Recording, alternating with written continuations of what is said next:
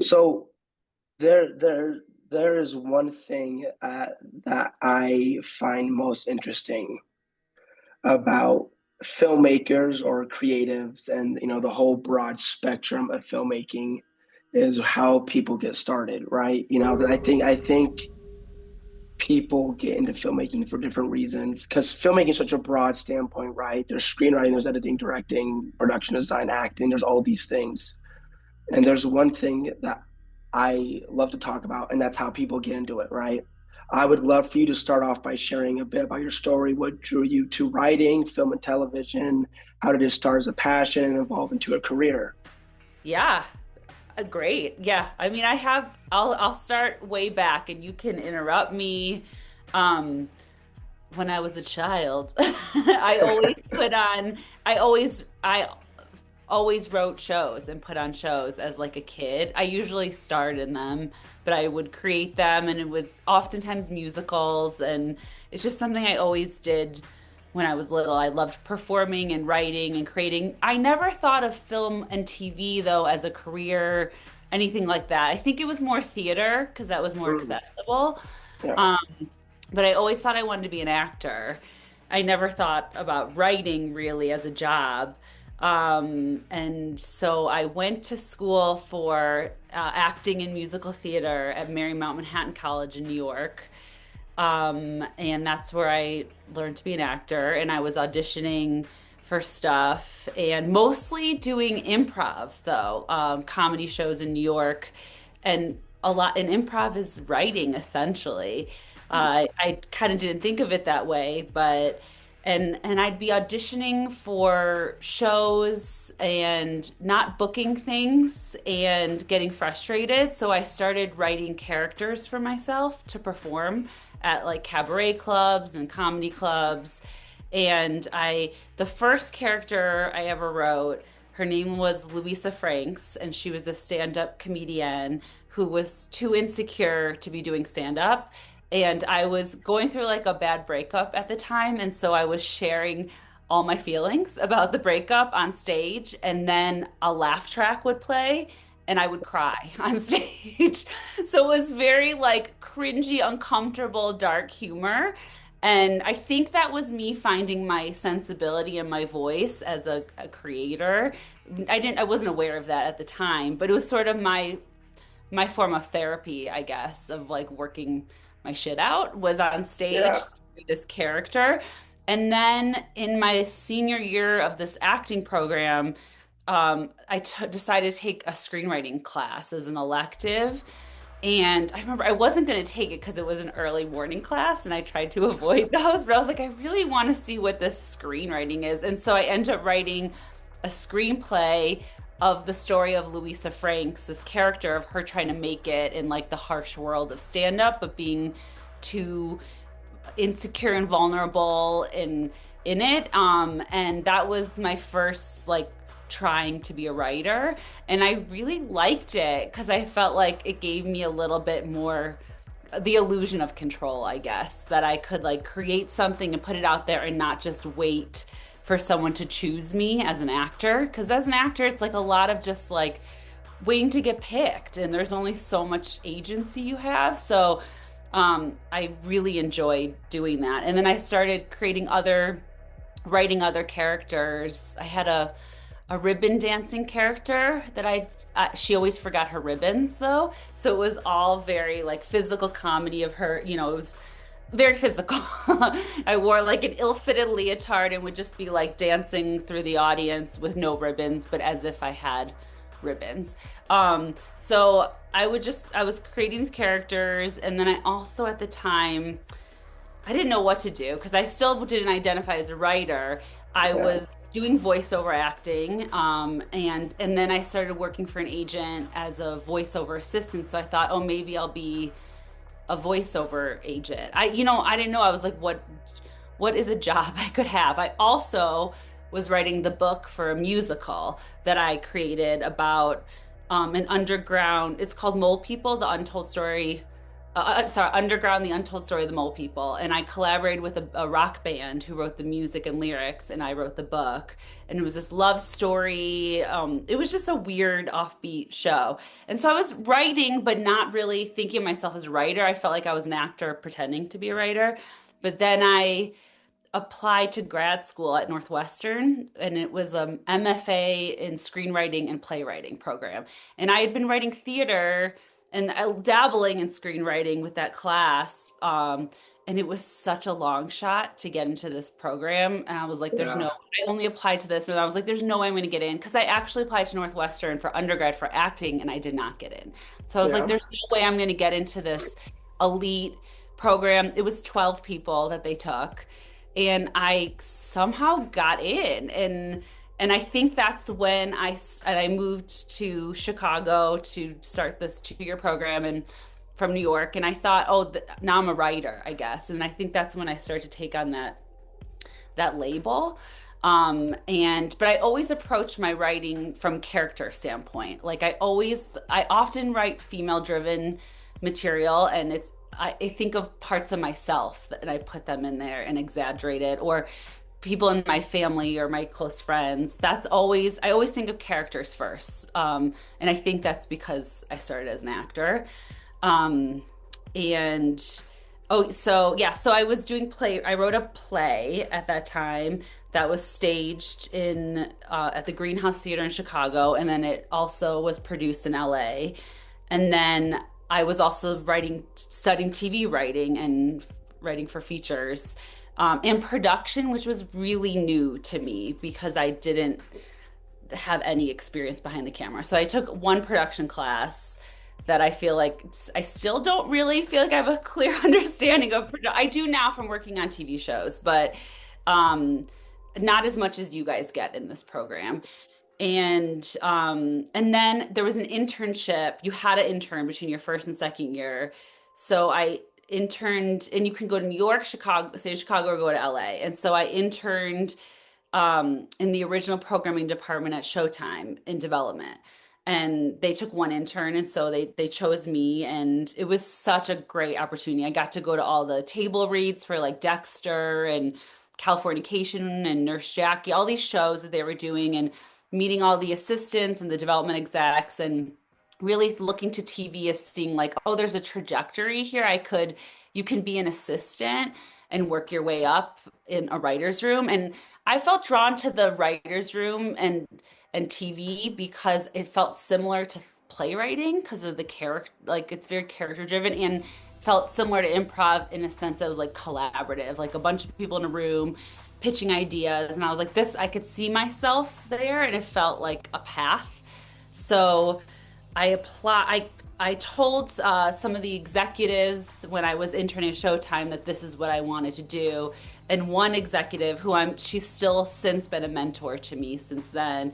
And she was on, her show was United States of Terra, with Toni Collette was in it as a Diablo Cody show. And they were looking for a writer's PA for the third season. And I did not even know what a writer's PA was. I thought it was I thought it was like a writer's assistant, that you were in the room typing and tracking ideas, but really you are running around town, getting lunches, like you're doing all the errands and stuff. And I didn't really know how to drive because I lived in New York for so long, Yeah. and then I lived in Chicago area, and I just like, it wasn't part of my life. But in LA, and being a PA in any form is driving centric. And so I was like driving my grandma's old Mercury Sable, which is like a boat of a car, around LA, chasing food trucks, trying to find my way around. And but I got to sit in on the writer's room and be on set. So I learned a lot about that process. And then after that season, I realized, oh, well, now what? Because they went on hiatus and the show didn't come back. And so that was a learning curve of like, oh, everyone scrambles and tries to get on another show, and it's based off these relationships that I formed here, and it's sort of it was a long game. And I reached out to one of my teachers from Northwestern. She was friends with a showrunner who was looking for a showrunner's assistant, which is sort of like half it depends on the showrunner, but it's half kind of personal assistant, half writery assistant, where you're on notes calls with the studio and network, but also like running errands for the like filling up her car with gas, all the stuff. But the perk is you get to be on set and in the room and all that stuff and be around in the room where it happens kind of thing. And it was on a show, a Chelsea Handler sitcom. So it was they filmed on a soundstage, like on Friday night. And there was like a stand-up comic who would open for the live studio audience. It was a multi-cam with like a laugh track kind of show. So it's very different than anything I really watched or had worked on before that. And it was cool. But after a season, it got canceled. And then it was the same thing of shit, I need a job again. Yeah. Um, so I did the same thing of reaching out to people, and I ended up getting a writer's assistant job on a show called Mistresses, which was an ABC soapy show with Alyssa Milano, and that was my first writer's assistant gig, and that's like it's like one of the hardest jobs to get is what I learned is being because it's such an important job is everything that happens in the room comes down to you and every night I would send out room notes of like what happened, and you're not transcribing word for word. You're sort of summarizing and making it clear what ideas we landed on, and organizing it by character and story and all that stuff. And I just learned really what went on to break a show and to create a whole not just a season but a whole series, and that went on for it went on for 3 or 4 seasons, and I stayed on it. So that was like the most consistent job I had. And then meanwhile, I was applying to like writing fellowship, like diversity programs. I was a finalist with the ABC Disney one, which was like a trippy experience. It's like being on The Bachelorette or something because it's like 25 people, and you're like, it feels like a dating in a weird way, but you're networking, and but it's based off of your writing. And so I was constantly writing new material and trying to get representation, to get a manager or an agent. But I was finding that like it was just hard. It was like got a lot of interest from managers, but no one was willing to sign me because I wasn't making money as a writer. I was also writing plays that were being short plays that were part of showcases. So I was like seeing my work up and meeting people. And then I was a huge fan of this show called Transparent. That was one of Amazon's big shows.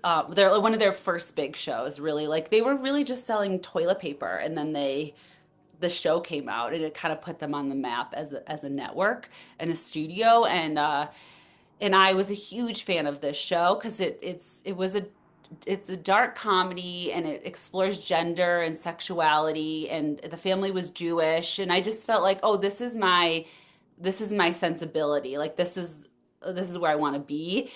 And also around that time I was still doing my Louisa Franks character at comedy clubs, at the Comedy Store and the Improv in LA. And so I was like meeting people in the comedy scene, and there was a producer. I think she was an assistant at that point. Eventually she became a producer on Transparent.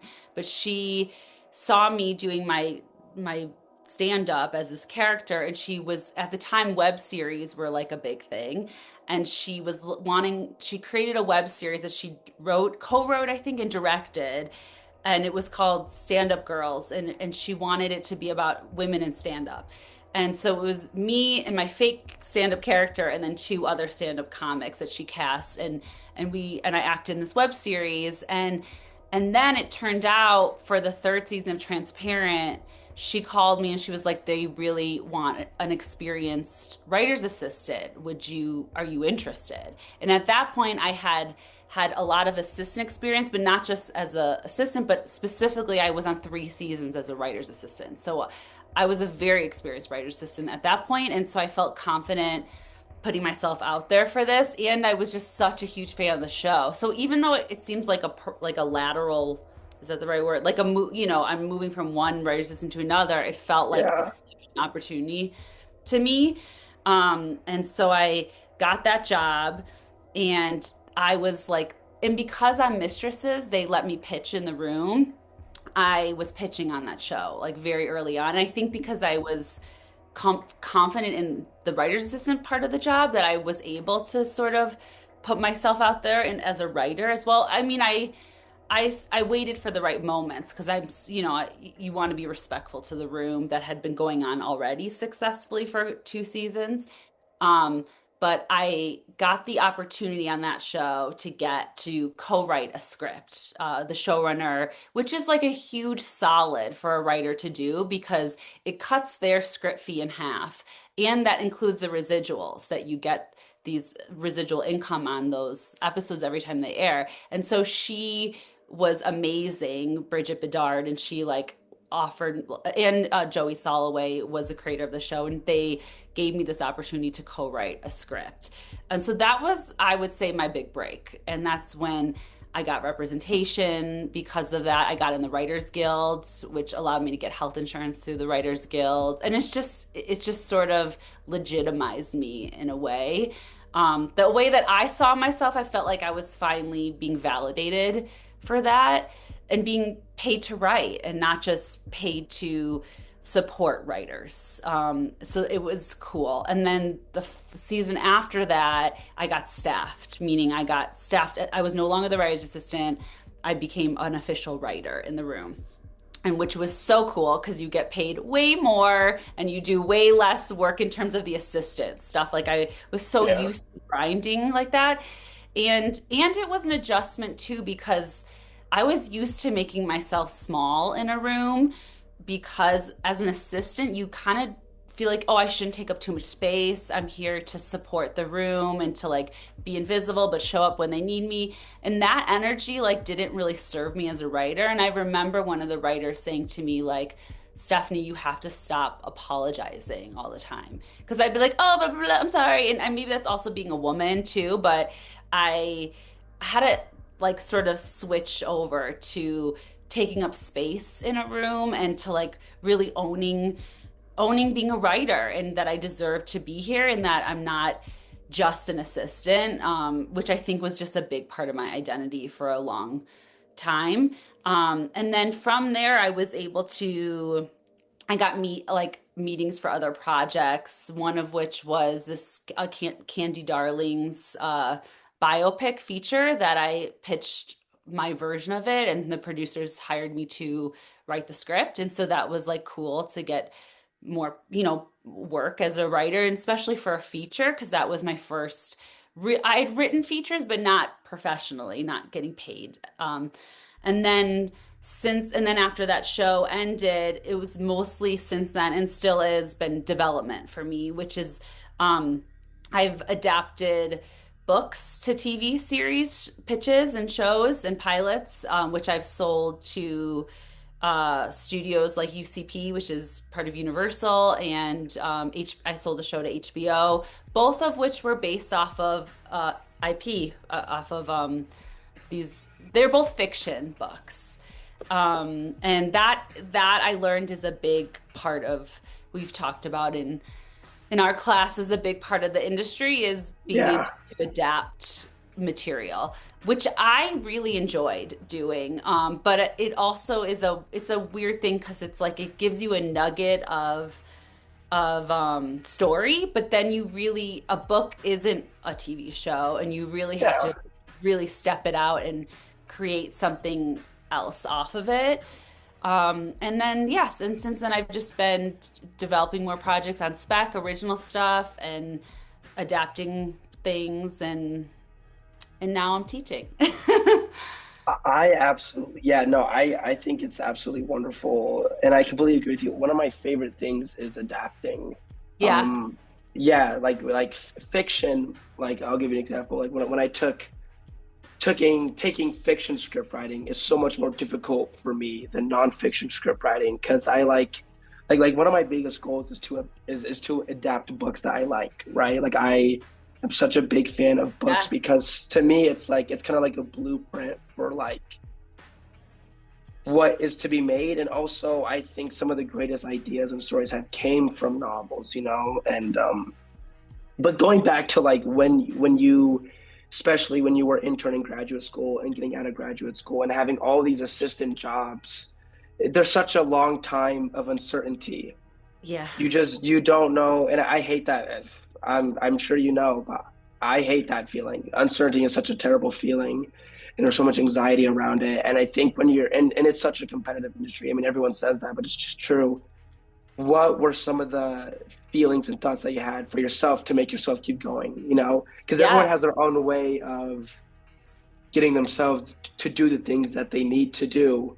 And what's that for you, small or big? What helps you keep going or Yeah. kept going to get your big break? Yeah, I that's a great question. I think because I face so much rejection as an actor, and even prior to, like even as a kid, I was never cool and I always wanted to be cool. And I think I was Yeah, kind of like I remember auditioning for like literally for cheerleading, for basketball team, yeah, drill team, for the musicals at school. I never got into anything. And I think that like planted some weird fucked up seed in me where I'm like, well, I want it more. I want to prove it yeah. more. And it like fed this like ambition monster inside me for better or for worse. And I think that that getting tastes of it as an assistant made me want it more, made me want to prove that I belonged as a writer and not just assistant. So I think that's what, in not completely, but in a way that did fuel my hustle of to keep generating material. I also had just had so much, and I still do.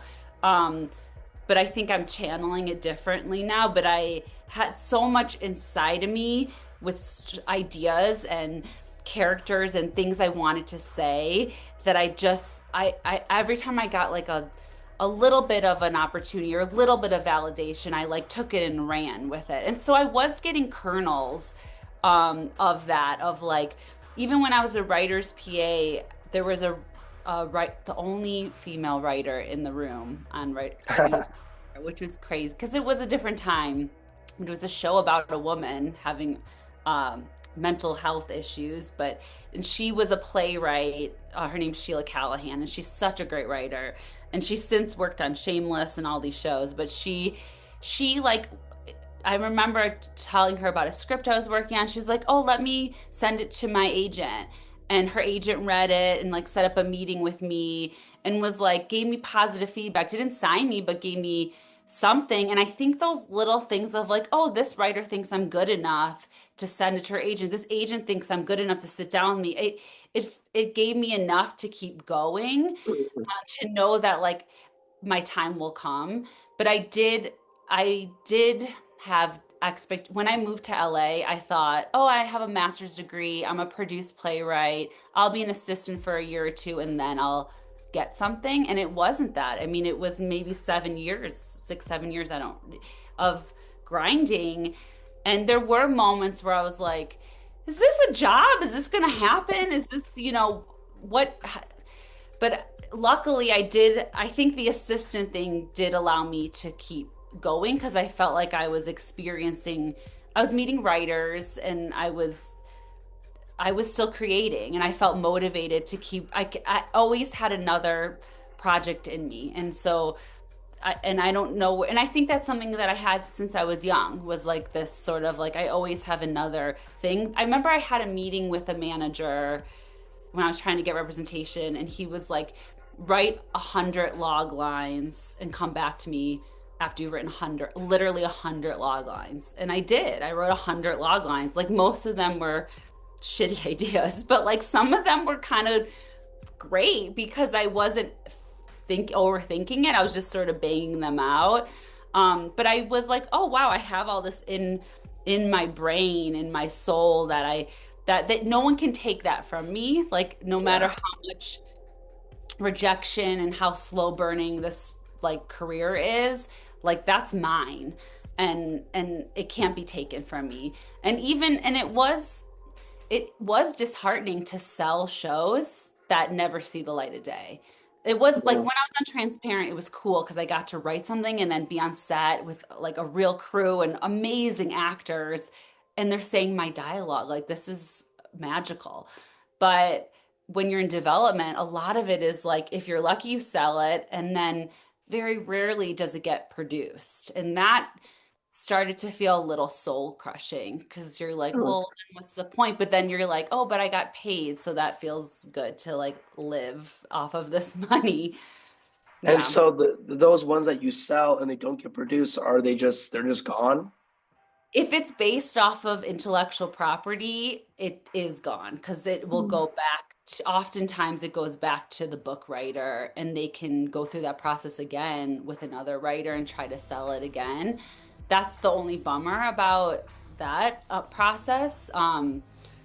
If it's original, sometimes if a studio or network buys it and then they don't do anything with it for maybe like a year, it'll say in the contract, then you can get it back.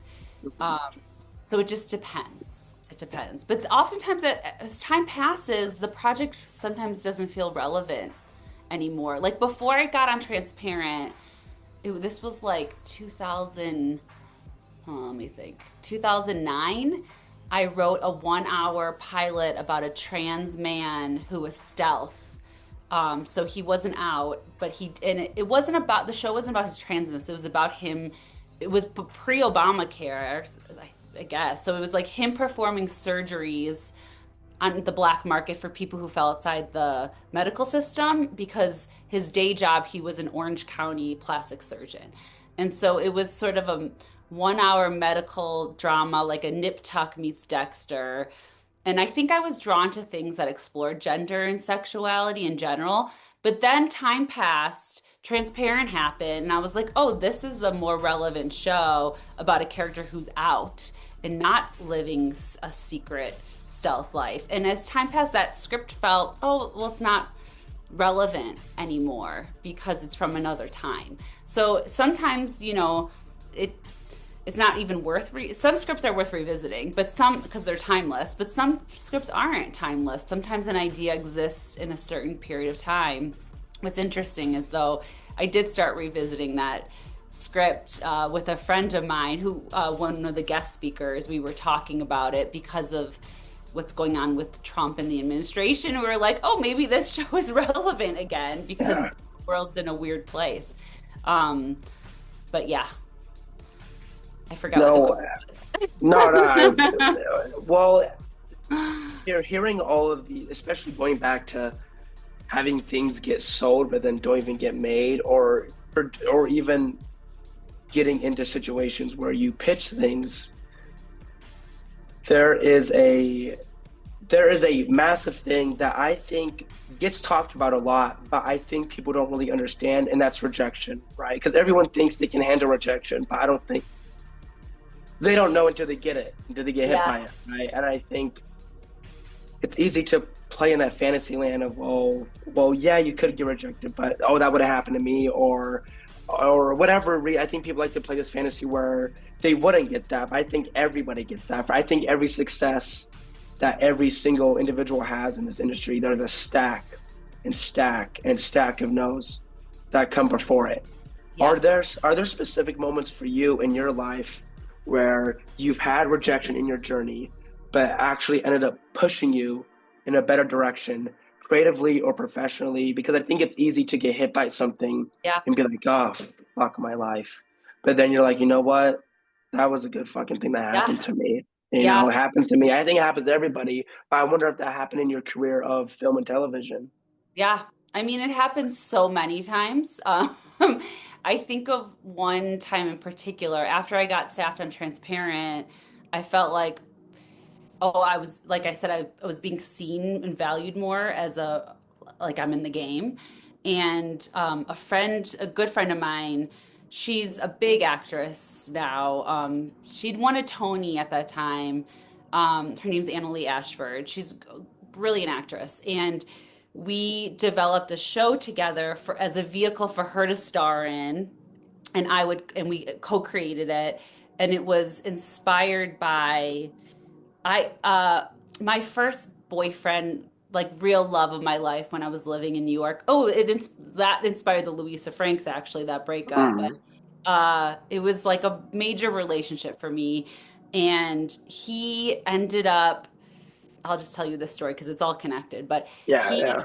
he invited me when I was living in New York. He invited me to a party, a rooftop party in Brooklyn. People had these rooftop parties. I guess they probably still do. I don't know. But I couldn't Mhm. go to the party. And the next day, his cousin called me and was like, Ben, his name was Ben. He was climbing up the fire escape to bring food up to the party, and he lost his balance and he fell and he died.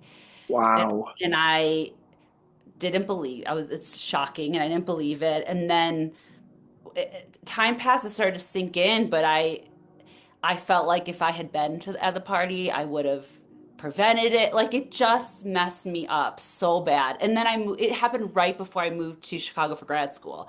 And I was having so much anxiety, and I think that's when I had my first panic attack, but I didn't put any of these things together. But it was connected it felt like a loss of control of like, well, anything can happen. Anyone can just die at any time. And this it was a life-changing experience, and it did change me as a creative person and a writer and the things I felt drawn to. I started questioning just everything, religions, and it made me a little more spiritual in a roundabout way after many years. There's more to that story, but back to Anna Lee and I, when I was on Transparent, and we had an idea. She knew Ben as well because she was living in New York at the time and was friends with him, and we came up with this idea of like, he what if my boyfriend died and I just kept pretending he was alive and just living as if he was still, like, I saw him, he's still alive in my mind. Clearly this character is having like some mental, not grief, dealing with grief well. And we were like, well, what if that's a dark comedy, and what if it's a musical that's about like my dead ex-boyfriend and my relationship? And it was, so we created this pitch, and Annalise sang in the pitch, and we developed it with Sony. They were like, "This is brilliant. We love it," and it felt so personal to me. And so we pitched it to like Hulu, Showtime, all the big Netflix, all the big networks. And Showtime was real close, but they didn't ended up buying it. And I'd have to go from room to room and tell this story about this loss and this thing that happened. And then we'd do our little song and dance, our spiel. Annalie would sing, and then it was thank you so much, da, da, da. And we got rejected from all of them.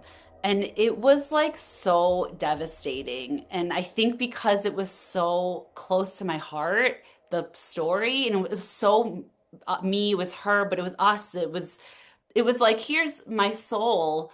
Do you want it? No. And then you're like, okay, okay, yeah, thank you. Thank you for your time. So nice to meet you, you know. Um, and I think that was crushing.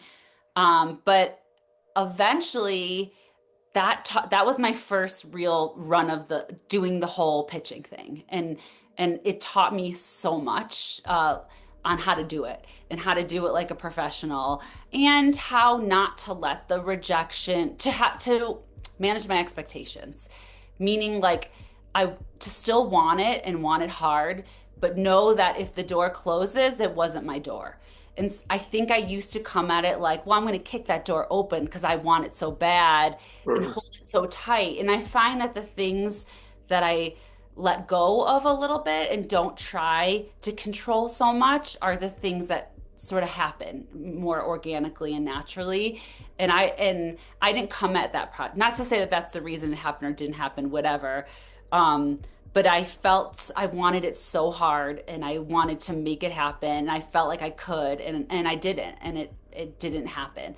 And but later on, looking back, and then I started pitching and selling shows on my own, and I learned how to do it like a pro, I think, from that experience. And Anna Lee is such a great performer, and I learned from her that pitching is a performance, even if you're not. And I was a dormant actor, like I was an actor who wasn't acting, but I knew how to do my shtick and perform and get a laugh. And I learned that from that experience, that anxiety ridden experience. So when I started pitching later in the future projects, I didn't get, yeah, I'd get nervous, but like good nerves, I didn't get so lost in the sauce of it because it felt like I knew this might not happen, and that's okay.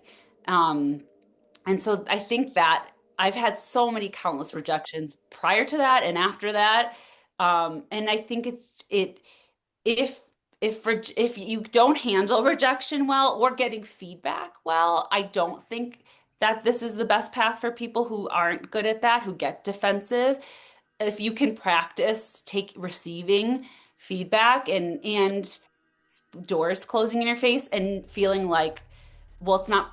I think that time that it happened with that show, it felt so personal.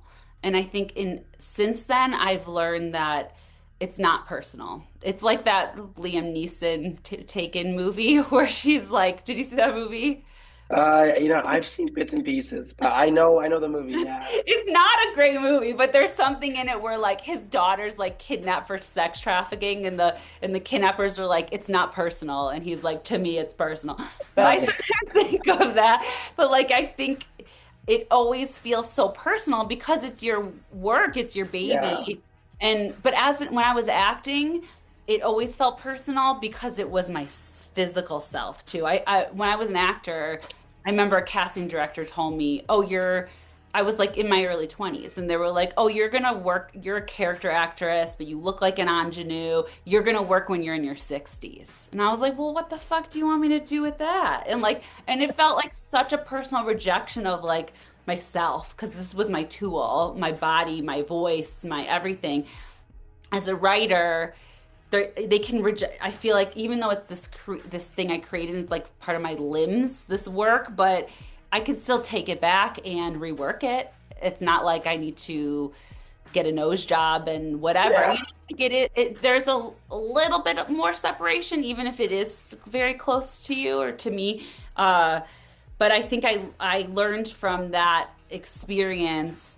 I just got to keep rolling and I got to keep putting myself out there and if hopefully someone will bite and if they don't, they're lost, you You know? can't linger on it, you know. No, and it's hard not to. I'm not a person who lives in the past so much as I struggle with living in the future. And I think that's connected more to anxiety versus I have not struggled so much with depression, because I think I don't linger in the past, but I have struggled with anxiety because I've anticipated, oh, this is going to be the thing that propels my career forward. This is going to be the thing that gets me that thing. And then the more I was in writers' rooms, I realized all the writers who were above me were also a lot, not all, but a lot of them were experiencing that. Well, after this job, then this will lead to the next, then to the next. And I was like, wait a minute, no one is enjoying this is amazing. Like, look what we got. Like, look, we get to be in a writer's room and get paid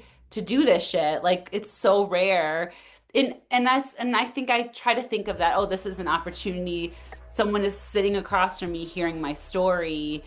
I'm grateful for that. And I want to enjoy the ride and not live in the future of it. It's almost fascinatingly crazy how much of a roller coaster it is, right? I mean, it's just ups and downs, ups and downs. And especially with that story of that really personal story and show that you created and it being rejected by all of those big companies, it seems like it's very evident that there's moments of clarity and confidence followed by stretches of uncertainty and anxiety and these terrible feelings. I think a lot of I think a lot of creatives struggle with balance. Yeah. And you know, I think in and a lot of this has to do with the with media proliferation of this industry, but a lot of people have a very glamorous idea of the jobs that they want to do, of being a writer, editor, director, whatever it may be, and they see the best parts of it. They see the satisfaction of it, which there is, I'm sure, but from that, from these horrible moments of trying to figure out what you want to do, what do you think some of the biggest misconceptions are about working in this industry? I think one that I had is that it's going to happen fast. That you Mm-hmm. like do a one big great thing and someone discovers you, or that kind of thing. My experience is that it's a long game, and Mm, a lot of it is relationship based. And we can call that networking, I suppose, but I always struggled with the label of networking because I was like, it feels so fake and it feels like you're trying to get something from someone, but it's really like forming relationships and friendships with people who get you, that you can call on, not just for favors, but also like to if you're struggling with stuff, because where everyone is having, no matter how successful you are, everyone's still having the same experience of, like you said, the ups and downs, that roller coaster. I think for a lot of my career, I did go up with the highs and down with the lows. And like when I was on Transparent, I mean, I went from being an assistant for so long to being on this award-winning show. Like I was going to like award shows wearing gowns and going to like yeah. after parties with celebrities. And we had this sentiment of like, this show's going to go on for years. Like, this will be my job for years. And then it went away. And I had a true mental breakdown when that happened because I was like, it was the expectation of like, well, this Mm, is going to be my job. And then feeling into, oh, I can write myself out of this. Like I can write something that brings me the next thing. And it's a practice in patience. I don't think I had a lot of balance for most of my career because I was so hardcore. And I don't think that is a good thing. I think it's important to have what you're saying is balance. And I don't know if that just came with time with me, but I find now that like if I take a break and walk away from it, I can come back fresh. I'm a better writer. Like if I like I go I learned from having that mental break off of Transparent when that job went away and that show got canceled and everything was that's when I started doing yoga and meditation. And that helped a lot because it was just like brought me back to myself. And I think as a writer, you're like, you're at your computer hunched over. It's not so great for your body. And when yeah. I was an actor, my body was my tool. I was taking dance classes when I lived in New York, and I kind of forgot that to come back to myself and that I'm the observer, that I don't need to go my story of my life doesn't need to be dramatic. It could just be the characters I create, their worlds can be dramatic, but I don't need to get so lost in the chaos of this because it is chaos. It is crazy making and it's artists who are very emotional and empathetic and on this ride of psychoticness. And now I feel, oh, I can walk with my dogs and that feels good. I can do things. I also like been painting, not that I'm that great, but I started painting everything in the house. But things that feel make feed my soul and make me feel relaxed and not so intense and so gripping it so tight that out of fear, I was afraid I was going to lose it all the time. And I think that is not healthy. But it does breeds this a little bit, this sort of competitive, there can only be one person who gets the job. And it feels like you're constantly proving yourself. And I try now to let that go of, I know I'm good. I'm not saying I'm the best, but I know I can write and I know I'm solid and I just need to show up and stay in my lane. I also think it's not helpful to be so focused on what everyone else is doing.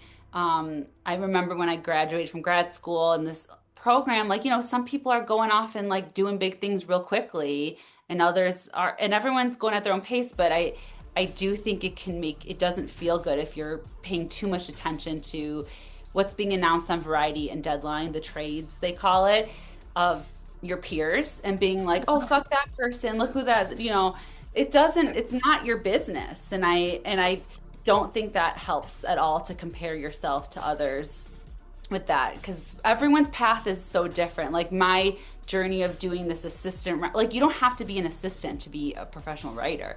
it would just was something I did because, well, I was a nanny for years in New York when I was an actor. I never was able to hack it in the hospitality industry. It was really difficult, restaurants to me. So I took care of other people's kids. And that's kind of what being an assistant was at the beginning. Before being a writer's assistant, I was taking care of like adult writer humans, and it felt like nannying in a way. That so I was like, oh, I can do this. This could, and this is how I can meet writers. But I don't think that that's you don't need to do that path to be a writer. Everyone's path is different. So if you're so focused on what other people are doing, you're going to lose your sense of self, you know. One thing that I really thought was interesting that you said was that, you get the job at Transparent and it's amazing and you think it's going to last forever and then it goes away, right? Do you think as a writer, or even we could go more broader as this industry, do you think stability and sustainability are possible, or is it more about learning how to almost ride the wave well so you can always get back and get more jobs? Yeah, I think the second thing you said, riding the Mm, waves. I think that, and I've never surfed, but I've heard that literal, like, you can't you have to find that balance within yourself, right? yeah. I don't think that this business offers any stability or job security. And that is hard. I don't, Yeah. maybe it does for some people, but it didn't for me. I would, I'd sell a project, and, if you don't make a certain amount of money in that year by the quarters with the writers guilds, you lose your health insurance. Mhm. So I would have, like, I'd be $2,000 under for this amount to keep it, and then I would lose my health insurance for the next year. And then I'd sell a project and then I'd get it back the next year. But it just felt like this, like, I know this is a podcast, but my my hand's going up and down. Um, it felt like there doesn't feel any, and that was something I remember when I was younger, because I always knew I wanted to be an artist. I thought it was an actor. And my parents were like, and I was like, I'm going to move to New York. When I auditioned for the acting program in Chicago, where I was from, and I had never even been to New York when I got into the program. I like auditioned at a hotel in Chicago. I got in, and then I drove with my family to New York, and none of us had ever even been to New York. And I remember them being like, don't you don't you want to be a teacher? It's so much more stable. And I was like, I would never be a teacher. And look at me now. But I didn't. I think at that time too, in my 20s, I was like, fuck security and stability. Like, who cares? I wanna go live. And then as you get older, as I was in my 30s and I'm living in LA, going from project to project, I wanted that security and stability. And I think I've since learned that I have to find that within myself in my life and find that balance, whatever that looks like. It's not going to come from this external thing, especially not this thing. Um, and sometimes it means having another side job to help, but it to help support that feels a little more stable, or maybe that's being in relationships, either not necessarily romantic, it could just be friendships, but putting yourself in situations that feel more stable. But if your whole life is unstable, your career, your love life, your that, like, everything, I think it's hard to find that. But I don't think that, in my experience, Hollywood and the entertainment industry does not offer that, especially TV, because unless you're on, I mean, that being said, I have a friend who's been on Chicago Med as a writer. She was in my graduate program, very talented writer. She came in as a guest speaker last year, actually. And she got that gig on Chicago Med when I was on Transparent, and she's still on it. And now she's a high level producing writer, and she has stability with that. It's a Dick Wolf show. Those shows run Yeah. a long time. Um, so, so some people do get it. But that being said, it could get, I don't think it's going to get canceled. But, these shows could, you don't know, you actually don't know. It's a big question mark. So it's hard. That's why most successful writers aren't just working on one thing. They're working on multiple projects because you don't know what's going to move forward and all that.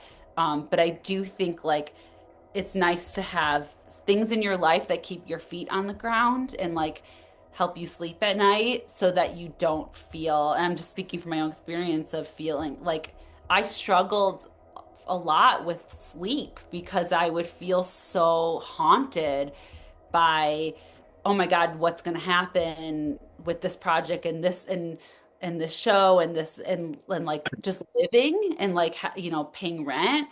Um, but yeah, that was, and it's normalized in Yeah. industry. I do think there's less. When I was coming up, there was a lot of this like you got to pay your dues, you got to know your place. And I think that there's less of that now. I'm not sure. But I do think that you want to expect that you're going to work hard and it's important to just work on your own voice and your own story and not try to emulate someone else's who's successful, because it's your uniqueness that's going to propel you forward. It's so easy to look at other people that are similar in our ages and see how wildly different or more successful they may be and to get discouraged. And I wonder like how that plays into effect in like writing, because like it's because everyone has a distinct voice. They just do. Yeah. And I wonder when you look at other people, because I think we all naturally do it. I think it's just something that we can't help. When it comes to your writing, how do you approach it, and how has it evolved over time? And then how do you look at your writing, and then look at other people's stuff, and how do you look at it then when I think we uh, consciously just compare, we just unconsciously do it. Yeah.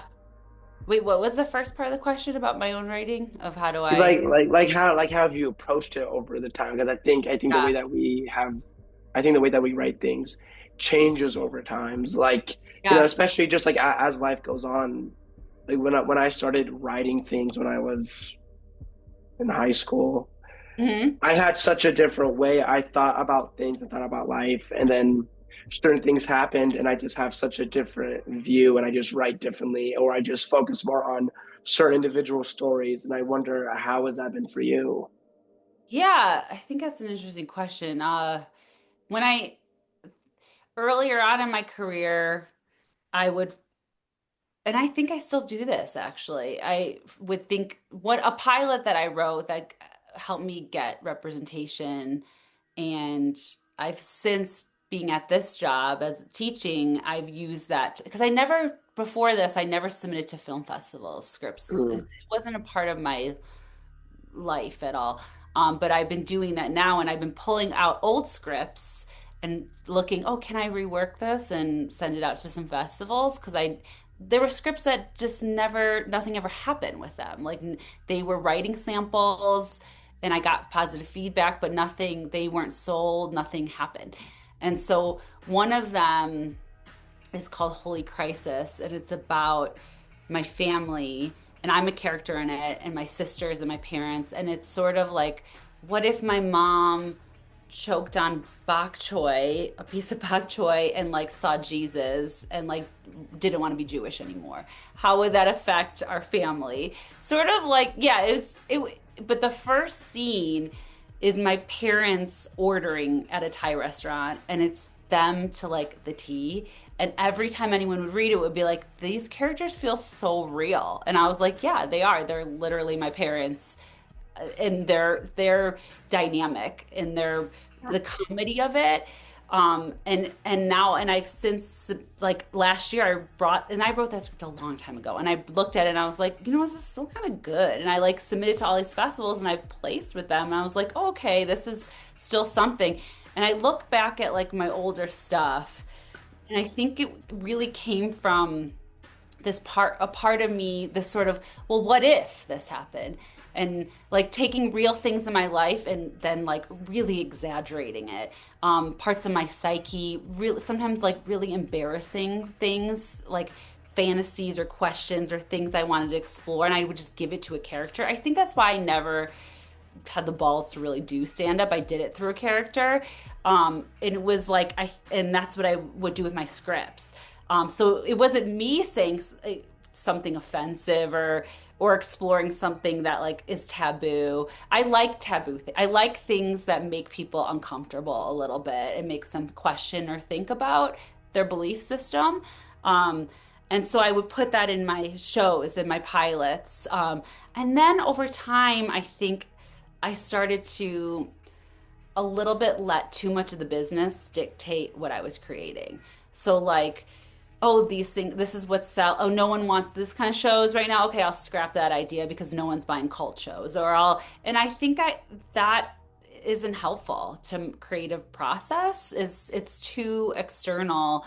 I have a pilot I wrote recently that I've been getting feedback on, and it's my really first. I normally write half-hour dark comedies, and this one is a 1 hour.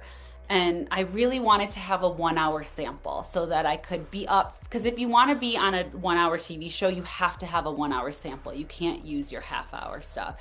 So I was like, I need a relevant 1 hour show that feels like me. And so I wrote this script about this subject that I got obsessed with, multi-level marketing companies and women being targeted for these companies, selling like essential oils and stuff and them not making any money, but the people at the top of the pyramid are making so much money.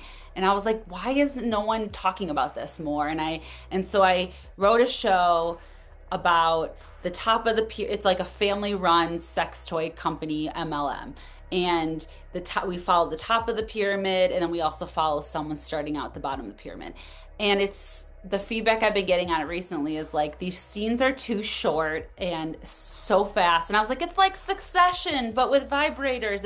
And then people are reading and they're like, is it like Succession or is it like Righteous Gemstones? And I'm like, I actually think it's more like Righteous Gemstones. I think I was like forcing myself into this thing to have this, so I have this sample that so I can get the job and da da.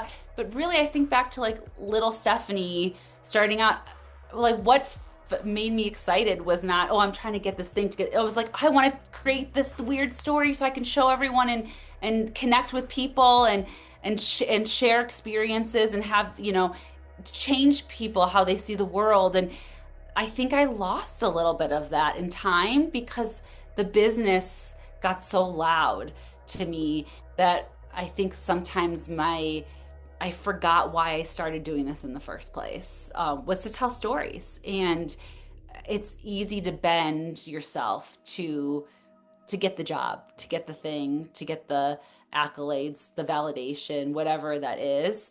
Like And morph it. yeah, yeah. Yeah. And I definitely think I've morphed a little bit. And I'm trying now to go back to my roots. I've actually been like toying with the idea of writing a play again because I haven't written one in years. And I was like, maybe if I write a play, I can actually see it on stage. And because I'm not an independent producer in that way. I don't have that skill set. I'm also not really interested in getting a camera and like filming something of my own. It's just not, doesn't speak to me. But I feel like with a play or something I can, or even a novel. I've been toying with other mediums because I think not that I'm burnt out on TV. I'm saying all these things. I'm collaborating on a project with a friend that we've developed a show she shot. We're developing into a pitch and taking out, but it is hard. Seeing her, and it's her. It comes from a real place in her, and I. The other part of why I got into this is collaboration. And sometimes writing these shows by myself or features, you're like in your head by yourself all day. And I really love, what feeds me is like working with other writers and bouncing ideas around and like and yes anding each other. Like I love that. And I think that's why I love teaching, is because I try to create that a writer's room of like, oh, everyone contributing and adding ideas. So like, yeah, I like getting my material workshopped and out there, and part of that is constant notes and rejection. But that's my expectation. Yeah, so I think I think going back to like making my writing as personal and raw as possible is where my skill set is, and I think I got moved a little bit away from that in trying to write to things that are going to sell. Oh, what's viable in the market now?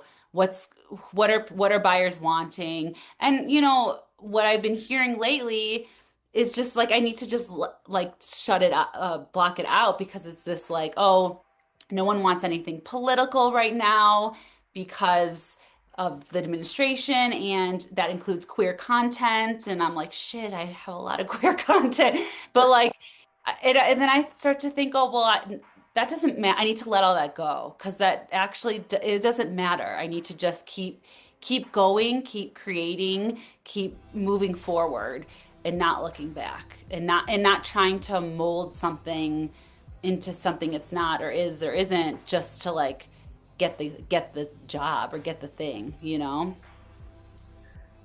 In your writing, are there any personal themes or emotional connections that you have that you keep finding yourself returning to? And if Mhm. so, where have they came from? We're all inspired by our life, right? Yeah. But when we start taking those ideas and kind of morphing them onto the screen, I think we can forget why.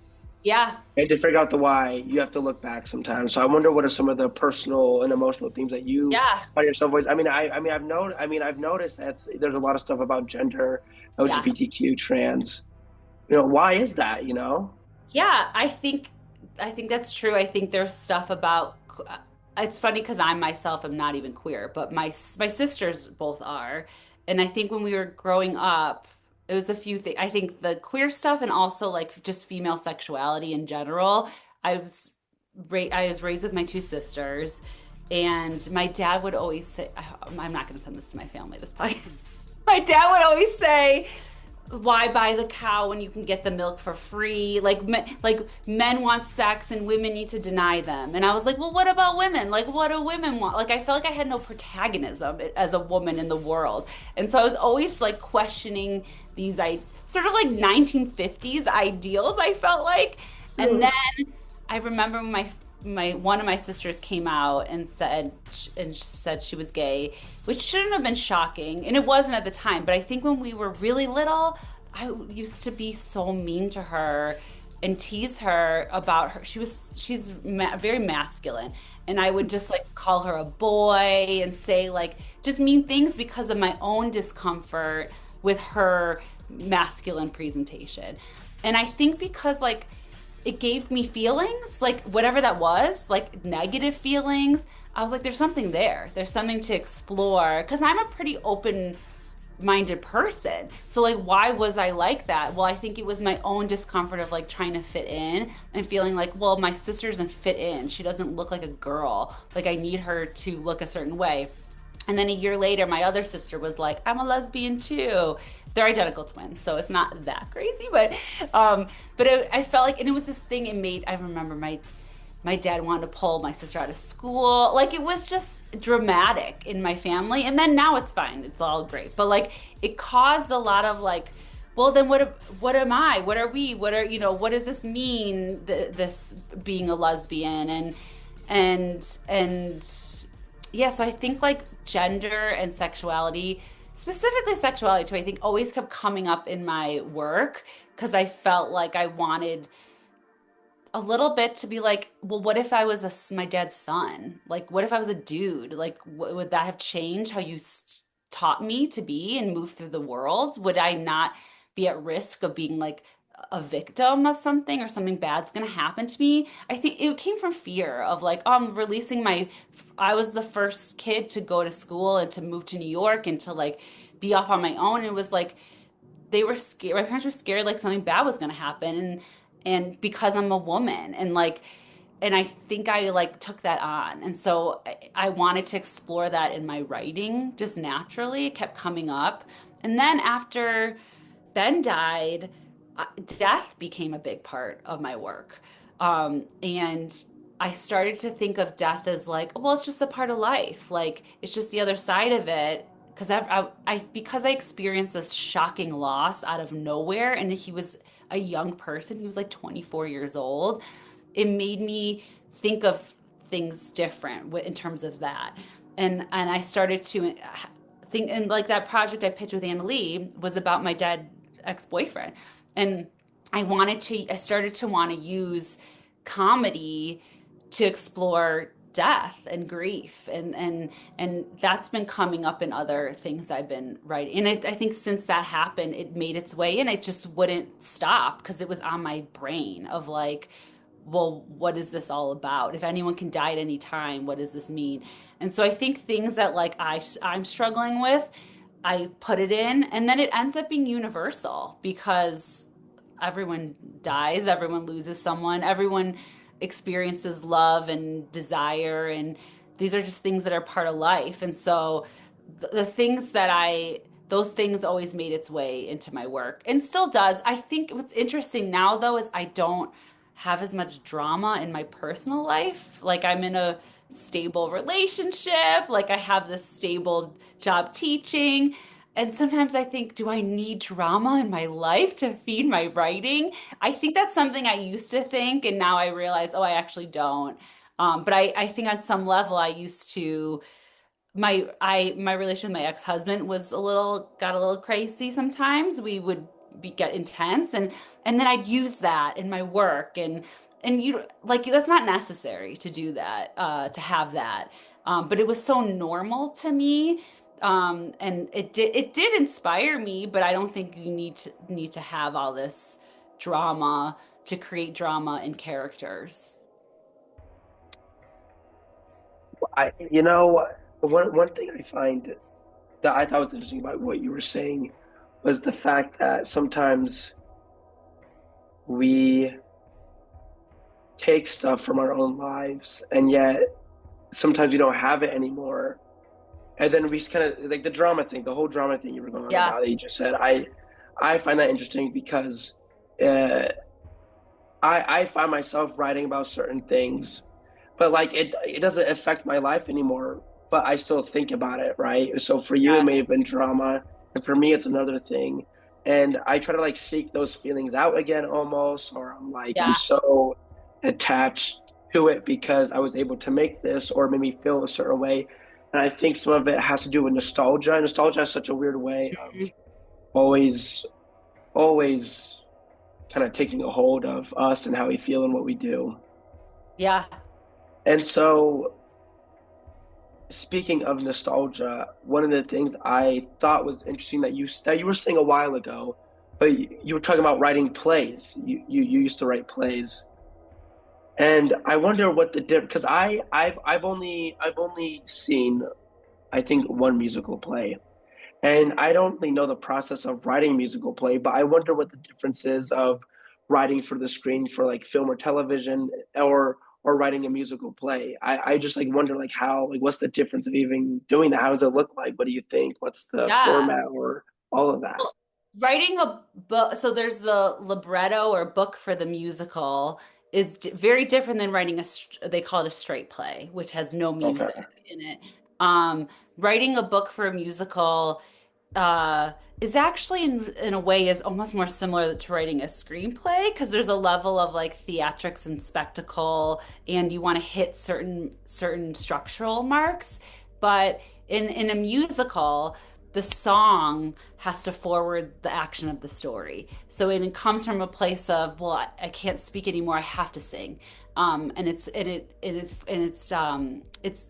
there you work it sometimes the book writer also writes the music and lyrics, but usually it's different. It often is different people, and so you collaborate very closely with the lyrics and music composition creators, those artists. So it's a very collaborative thing, and you part of musicals is workshopping it over and over again, meaning having actors perform like a concert reading of it with music stands and reading it and singing it and getting feedback and developing it like that. Um, with a play, I would say a play is more similar to television in this, not in the, it's not as collaborative with, it's not a writer's room.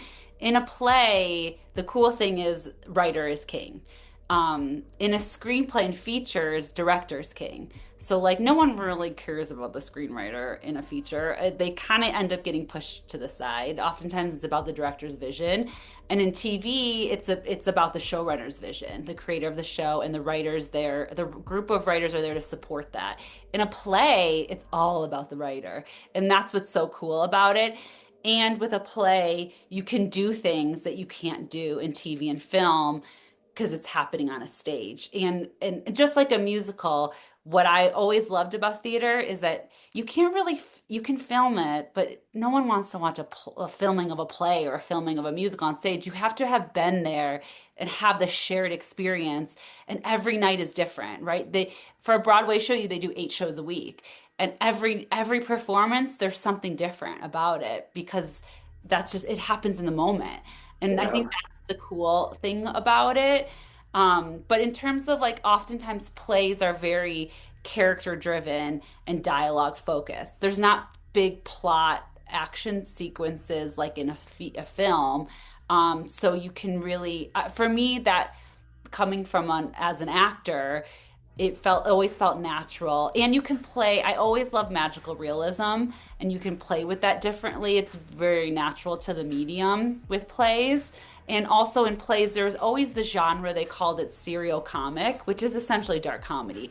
And before got into TV writing, dark comedy wasn't a big thing yet. It was just starting. Like I think one of the earlier shows I saw was, speaking of death, shows about death, was 6 Feet Under. Do you know that show? I do not know that show. Great. It totally holds up. Was it? I think it's HBO, but it's about a family-run funeral home, and the story engine is like every week someone dies, and it's a show about death, but it's also funny, and I just loved it. But it felt like there was a shift happening around. I guess it was probably 2008-ish, early 2000s, maybe earlier than that. But that it used to be there were 1 hour dramas on TV and half-hour sitcoms or hard comedies. The two weren't blended. Now they're totally blended, but that was a gradual thing that I was watching happening in television that I was like, oh, this is cool. Like, I want to be a part of that. But before that, in plays, there were always great plays that are funny and dark and weird and offbeat, and that was okay because it was the theater. But TV eventually started to. It was funny because around the time I was getting into TV, that's when playwrights were starting to be hired on a lot of TV shows. And I think that's for a reason because they write good characters and dialogue. Um, but writing like big plotty visual scenes isn't as natural to me. I have to work at it a little bit more. So I guess that's the difference. But also part of theater is the workshop process that TV and film doesn't have as much. Like TV and film, you get like for TV shows, you get a table read of your episode, and then so you hear the actors reading out loud. And then we would take the draft back and rework stuff and change dialogue so it felt more natural or this or that or hitting on this story. For theater, you're constantly workshopping and hearing it out loud and getting feedback and getting feedback and getting feedback. And then once it's produced in a production at a theater, then it exists in the world. And I found that with plays, once I had it produced, no one gave me notes anymore on it because they're like, well, it was produced, which was so cool. With TV, my TV shows that were in development that never got made, that I sold but they never got made, or I just wrote them on spec and they never got made. Endless notes, they're never done. It's constantly everyone has an opinion about it. But I found also coming from New York, having worked in theater, moving to LA, people were reading producers and managers and agents and people were reading plays as writing samples in addition to my TV work. And they were like, this is cool and edgy and weird. And I think that was impressive to them they didn't, it was a little more like exotic in a way. I don't know if it's the same anymore, but I think then it felt like that. Oh, this is this other thing you do and you did. That I felt like it was a cool thing to have in addition to my TV samples. That kind of just felt like that. They felt like samples. With plays, I was like, well, it was made, it happened, and it existed, you know? So yeah, I think, and it went together for my graduate program. It was writing for the screen and stage, they called it. So it was Mhm. playwriting and screenwriting, which was perfect for me because I wasn't sure where I fit in with screenwriting yet. I figured it out in the program, but I was very comfortable in the land of theater. So that I liked that they had both of those. One one thing I would love for you to talk about is the process of certain creative projects being made. Um, and one thing I'm fascinated by the most is adapting something into a Yeah. TV show or film. You know, we talked about this in our class, and our whole final was about this. But I would love for you to actually have like a semi-detailed explanation of the process of, let's say there's a book that I love and I want to adapt it into a film or television. And if both processes differ, then let's go with film. If I want to adapt that, what's the process I really do about getting rights, the whole thing? It's a complex endeavor. Where do you start? Where do you go? Yes. So I think it's different for every project.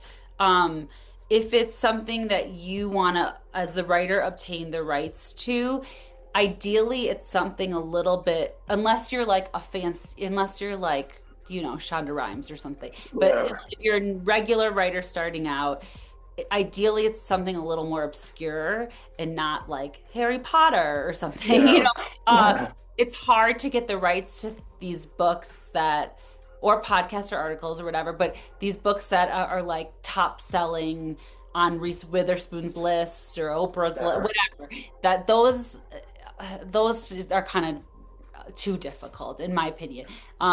But there are books if that maybe were written 10 years ago that aren't getting any traction. Um, you can uh, try to contact. I have not had luck doing this, but I've tried.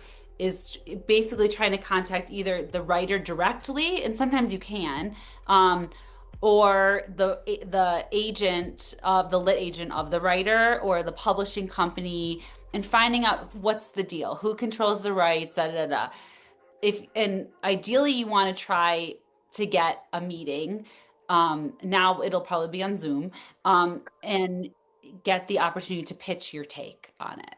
Um, and so you could do that as an individual, and maybe a production company controls the rights and they're looking for a writer or whatever. But at some point you'll have to first of all, you'll have to have a piece of writing that you've already written that proves that you have the chops to actually write this. So if you are pitching it as a feature, you want to have ideally a feature, or sometimes you can have a pilot, but something, a piece of material or multiple pieces of material that shows your sensibility, your writing style, all that good stuff. So someone can read that in addition to hearing your take on it. How long are these samples that you're showing to people? Are they 10 pages, 60 pages? So a full piece of writing. So if it's a, I tend to use TV pilots as my Okay. example. So either a half hour or 1 hour, so 30 pages or 60 pages. Sometimes I've paired it with a play. If the play feels like, oh my God, this is a perfect play to show you my sensibility. And I also wrote this pilot so you can see I can write for the screen as well. Or a feature. I don't think people will finish reading your feature. They will probably read just the opening of it. Um, but it's good to have like a full, but I say sample of your writing, not a short film. Because Mm, unless you're adapting it to a short film, that's different. If you're pitching, hey, I want to adapt this short story you wrote into a short film, then sure, yeah, here is a script of a short film, and if you're planning on directing it, here's a short film I shot. Um, I know a producer who did that, who he adapted a short story. It was a writer he had a relationship with, like a friend. And so he was like, he showed films he had already done and was like, this is how I want to do the short. So you could totally start in Land of Shorts. Usually I think a short story can make a good for a short film. It's hard if it's like a novel that you want to make into a short film. It's a little, Yeah. but it could happen. Um, and so if there's not like a lot of traction on the material, you could work it out so that you can like Google, literally Google like an option agreement and option it for like $1 for like the year. If they don't have heat on the project. If there's heat on the project, it's going to be a little more competitive and you're going to have to prove yourself more. So it depends on what level you're at and what level where the project is at. If you're doing it as like an individual, basically, but it can happen. You can like sometimes people create. There's so many books and material that like have never been adapted and nothing happened with them, and the writer might be like, "This is cool." Um, but you're selling yourself and you're selling your vision. It's twofold, and you're developing oftentimes a full. So with the Candy Darling project, it was her journals. It was a journals with no narrative in the journals, but that's what. But I didn't have the rights to it. The producers had the rights to it, and they were looking for a writer to adapt the journals. Um, and then with TV projects, I've worked on a few that were different. Each process was different. One was a project, a book called Radiant Shimmering Light. And the book is written by this writer named Sarah Selecki, who I'm friends with now because of this project. But she had published a book of short stories that were fantastic. And then this second book was her latest book. And my manager was like, there's this production company, and they're looking for a writer to develop it to a series. And so I was like, great, can I see the book? So they send you usually they'll send you a PDF of the book and you read, and for me, I know immediately if it's a book I'm like is my jam or not. And Yeah. I knew my manager thought I'd be good for it because it was about a character who saw she was an artist who saw like color auras around energy auras around people, and she ended up getting involved in a MLM, a multi-level marketing company. And it was very woo-woo and it was funny and it was dramatic. And I was like, oh, I love Sarah's writing. Um, so I came in and I met with the production company who had the rights to this book. They had optioned it off of from her, and they were meeting with me and I think like two or three other writers. And so we all came in and we did our take. And part of that is what we similar to what we did in class, but more stepped out. And no, I didn't have any visuals. I just came in person, and I don't remember exactly what my pitch was, but it was like why I related to the material. And then I went into this is how I see the pilot. This is how I see the A, B, and C stories of the series and the week to week. And this is my vision. And then you go home and then you get a call. Oh, they're decided to go with you to pitch it. But we have notes. So they gave me notes. And this process went on with this project. I kid you not, for 6 months. Which is kind of a long time to not get paid, because a production company isn't going to pay you for development. It's the studio and network. So it was this back and forth of reworking it, reworking it, reworking it. Finally, we got it to a great place. And I worked with amazing producers. I really did. And then they were like, I think we should take it to Amy Adams' production company, the Bond Group. And I was like, great. They're like, Amy's really looking to star in something and she has an overall deal with HBO. I was like, cool. So we went, pitched it in the room to Amy Adams, and she loved it and was like, yeah, I want to develop this and I want to be in it. And I was like, oh my God, okay, cool. Um, and then more notes, right? So now we have the producers from this production company, the next set of producers from Amy's company, and we're preparing to take it to HBO. And because she has an overall with HBO, that meant if HBO passed, it's dead because she can't. It's dead with Amy. We'd have to regroup. So we and this process now took 3 months with Amy's company. So this is 9 months of development of a project based off this book, and you're not getting paid. So you have to keep that part of it in mind. But that's why ideally you're working as an assistant or a staff writer on a show, whatever it is. Then we pitch it to HBO, and I sold it in the room. Like that was my first experience of being like, yeah, we want to buy it. And like handshake, great. So that was really cool.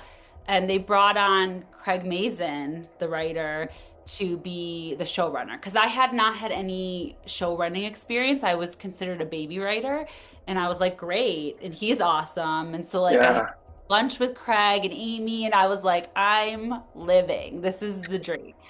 And then again, this is an example of that roller coaster. Things were starting, I was waiting for my like deal to close, what's going on. And then I find out Craig had to back out because he had another project. And so they were trying to find another showrunner. They wanted a female showrunner. They couldn't find one, which was ludicrous. It felt a little political and weird. And then so HBO was like, you know what, we're just gonna buy it from you and we're gonna do what we want to do with it. And I was Mhm. like, what? It was like literally 9 months. It felt like I had a baby. And so I asked my agent, like, what do I do? Like, what if I don't want to give this to them? Like, I wanted to stay with my project. I didn't want to give it, sell it, and not be a part of it. And my agent was like, you can do that, you can walk away, but then you won't get paid. And so we negotiated me getting, this is when I learned about back end points, like being if it succeeded, I was guaranteed a spot in the room as a writer, and I was guaranteed producing back end points, which involves money. But I signed that contract and I got that paycheck, and it felt so dirty. Like I cried because I was like, I'm giving them my project. They're paying me off. What ended up happening is the project never went anywhere. So Mhm. they just bought it, which had learned then that that's what these networks will do. They buy a lot of stuff and they don't make it. They just own it. So that was like devastating, but also eye-opening because I was like, oh, this is how it works. And then I since again, long game. Like I'm still friends with the book writer. We talk about collaborating and um so that was really specific to that project. And then there was a book called Hysteria that it was so my management company also has a book department. So they have the right, they control the rights to certain books. And so they'll stay in-house and look for writers. So my manager was like, hey, we have this book called Hysteria. It feels very you. Do you want to read it and see? So I read it and I was like, I love it. It's all one person's point of view. Character doesn't even have a name. And it's like it needed so much stepping out, but it was such a cool idea. It was like she thought the bartender at her local bar in Brooklyn was Sigmund Freud. And I always have mental health stuff as a theme in a lot of my work too. Like this idea of like, is this person crazy or are they having a spiritual awakening? I love that intersection, that gray space of life isn't black and white. I want it to be muddy and messy. And so I thought she was a great writer. And so they set me up on a phone call with her and she was like, "Yeah, I'd love for you to write it or to take out the project." So I developed a pitch off of that, took it to three different production companies. All three production companies wanted it. And so I was like, well, what do I do now? And my reps were like, well, you should develop it with each one because each one had a relationship with a different studio or network. So one had a relationship with Lionsgate, one had a relationship with Paramount, and one had a relationship with UCP. So they were kind of separate. So but what was crazy making is that I developed three different versions of the same show with three different groups of producers, which it feels abusive to a writer to do that and for free. But you're hoping one of these moves forward, right? So and I had to keep it straight because you can't, the three shall not meet. And it was funny because in my gut, I kind of knew which one was the best fit, but I Yeah. was gonna just ride this out. So I had these three different versions. And then after I got notes from all three over a period of a few months, then we took it to the studios, these three different studios. I pitched it. And then two of the studios passed, Paramount and Lionsgate passed. And then um, the production company that had it with UCP, Universal Content Productions, they right after the call, or right after I did the whole spiel, they were like, "We love you, we love this, we want to do it." And I was like, "Great." And so with that situation, it was a contract called an if come. No, sorry, not an if come.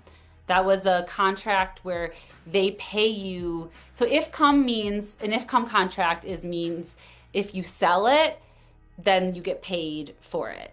But the contract I had with the studio was they're going to pay me to write this pilot. We're going to take this pilot out and then try to sell it to HBO or Showtime or whatever. So what the cool thing about that was that I actually got to write the pilot and not just pitch it. And I got paid to write the pilot. So you get a commencement fee, you get paid for your outline, you get paid for your steps of your first draft, second draft, polish. So I had a job for like a year and a half developing the show. So that was great. So I wrote kept my health insurance, all that stuff. The time I finished the pilot had been a year and a half about since the beginning of this whole process. The business had changed. And the script was sort of like a Fleabag meets something else. I don't know what. But the time it was time to take it out to the networks, the studio execs said, no one is buying female driven, single point of view dark comedies. And I was like, but that's what I write. Like, that's what I love. And they're like, it's just the world is too small. We're not even going to bother taking this out because they were taking out similar projects and they were passing. So But you still got paid for writing I that still though. got paid to write it. But that's what I mean. These studios and networks have so much money. They're very happy to pay writers to write things, to buy projects from them. But that doesn't mean they're going to make them or do anything with them.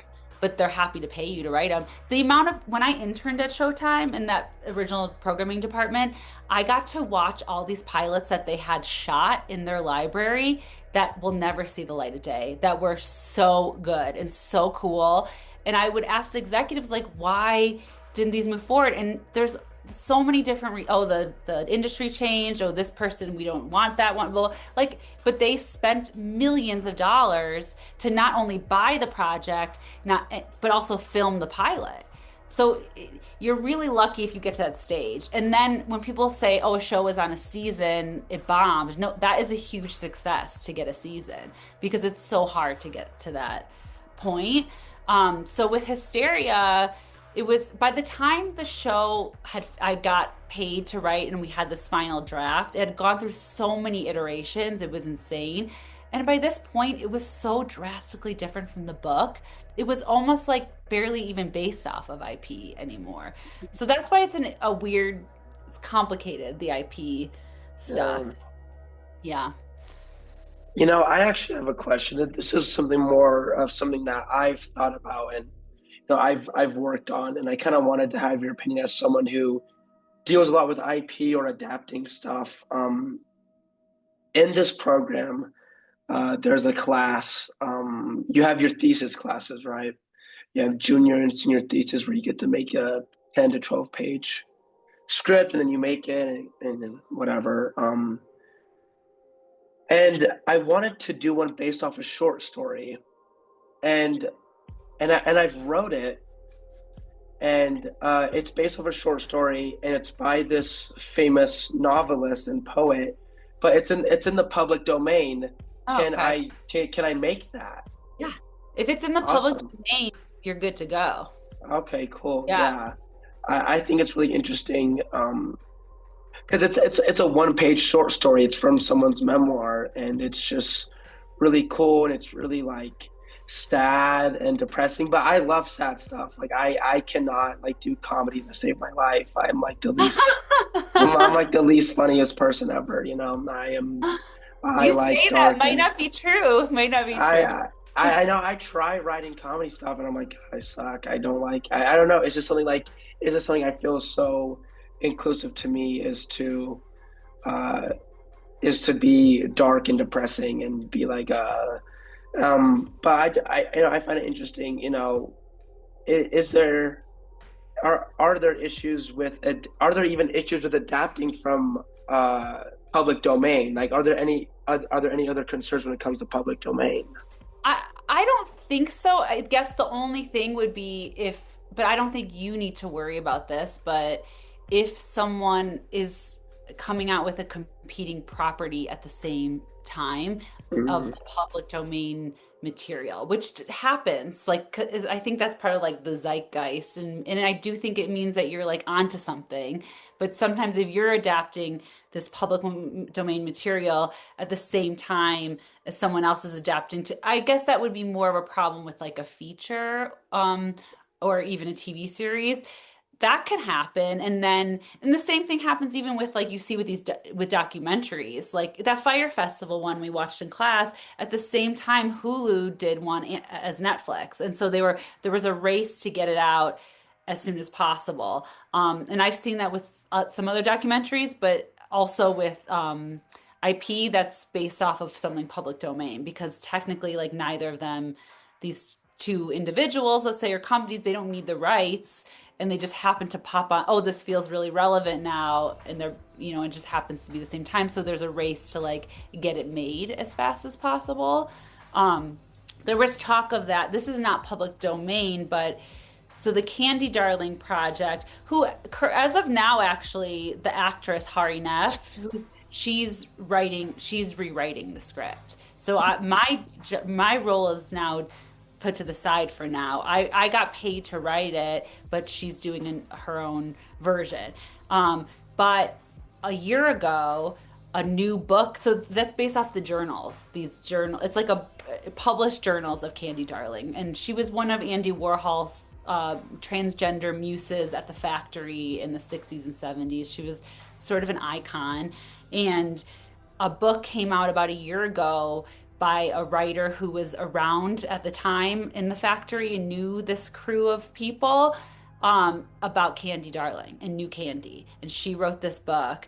And I was told when this came out by the producers, because at the time I was a little more involved, still involved in the writing of the feature, they were like, don't read this book, because if you read it and you accidentally put something in the script that came from this book, that's going to be a problem, and it's called arbitration with the Writers Guild, and they have to decipher what came from you and what came from what source and what person, which might end up even happening with this Candy script, because Hari, who's the actress, she read my versions. So when she does her version, if part of it, it's not on purpose, but you read this material, things overlap and it gets confusing where what came from what. But there's a whole department with the Writers Guild who deals with this, because it's very common in features, for things to go into art, because there's so many writers. Like with these Disney projects,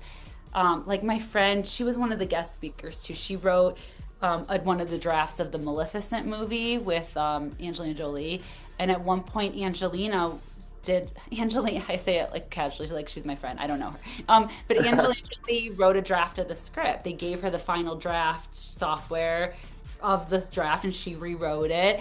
But then it got rewritten again and again by other writers, and like, so my friend, she had her version of the script. What she had to go through and sort of highlight what was hers and what was Angelina Jolie's, and it goes into arbitration because it affects the credits and everything.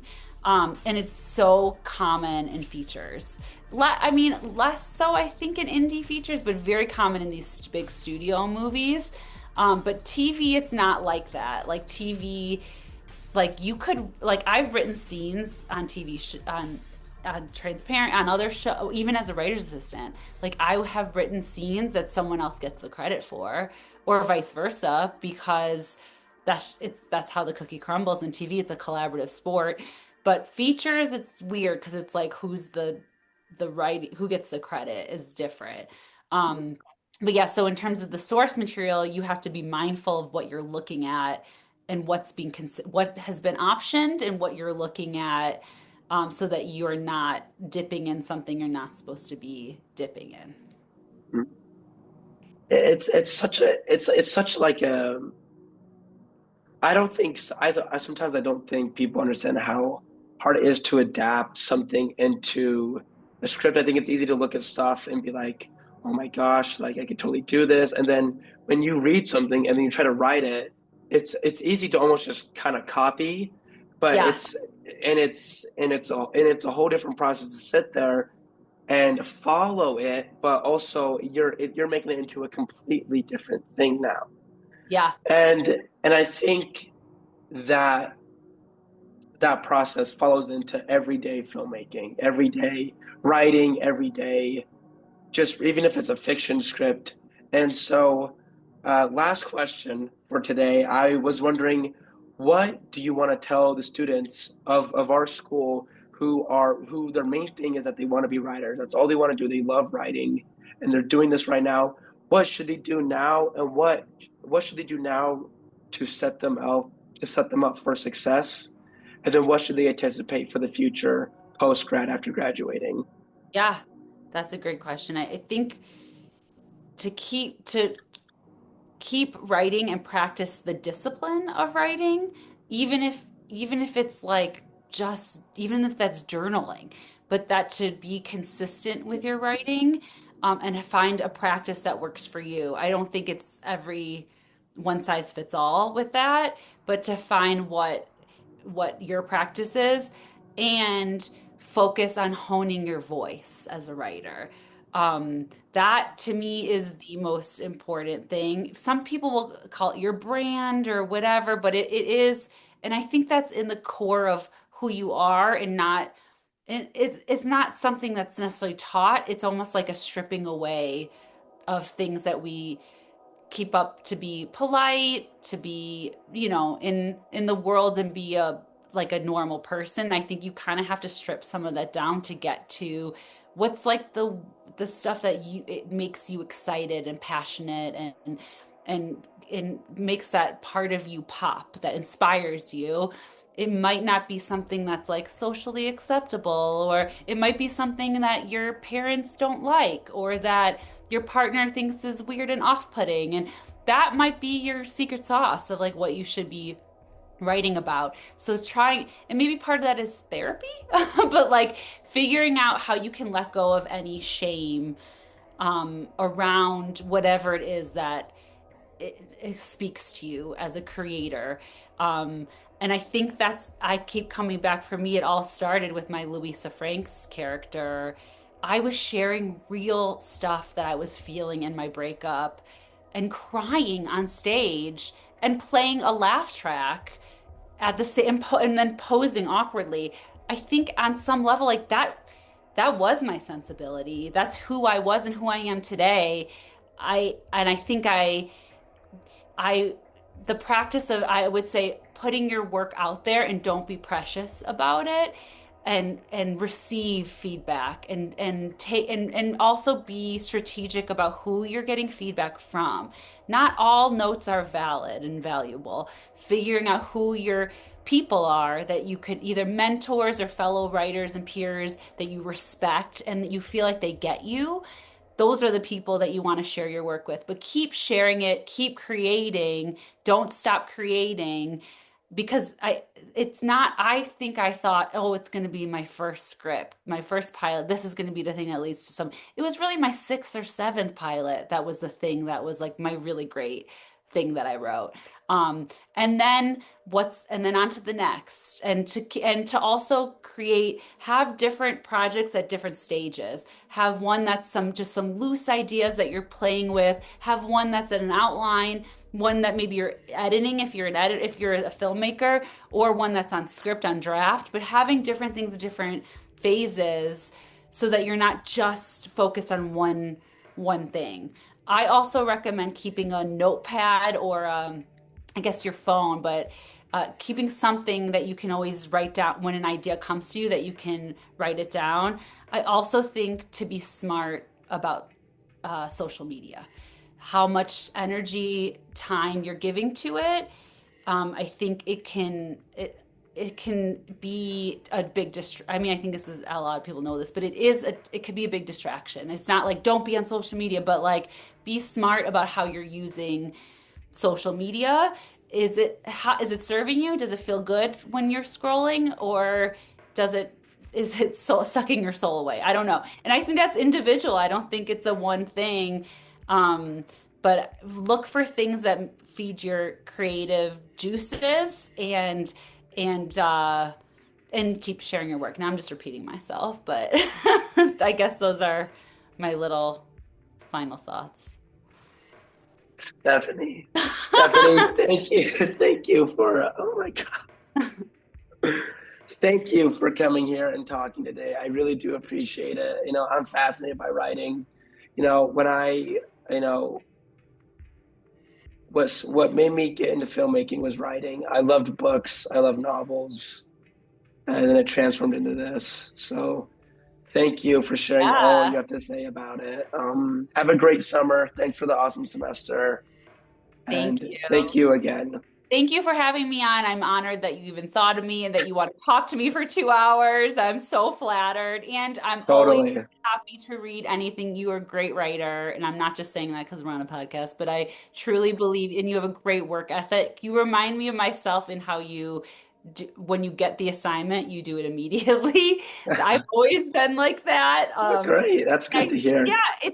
and I think that allows you, if you're not procrastinating, it allows you that space to like revisit it and polish it. And it's nice that you have that built in. So thank you for having me on this podcast. And Yeah, most of the people who watch this are people who go here, the film cohort. So I'm very happy that, we can speak to them and just talk about cool things. yeah, yeah. Well, hopefully this was inspiring and not daunting. I tried to be realistic, but also positive at the same time. Yeah. Awesome. Thank you again so much. Have a Thank great you. summer. I'll You see you next too. time. I'll see you Bye. soon next time. Yep. Bye. Thank you. Bye.